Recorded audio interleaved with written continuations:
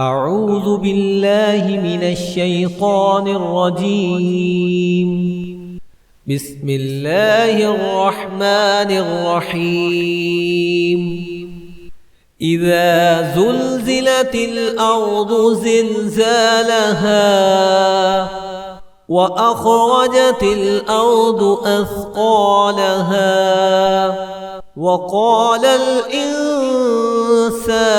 ما لها يومئذ تحدث أخبارها بأن ربك أوحى لها يومئذ يصدر الناس أشتاتا ليروا أعمالهم فمن يعمل مثقال ذرة خيرا يره ومن يعمل مثقال ذرة شرا يره.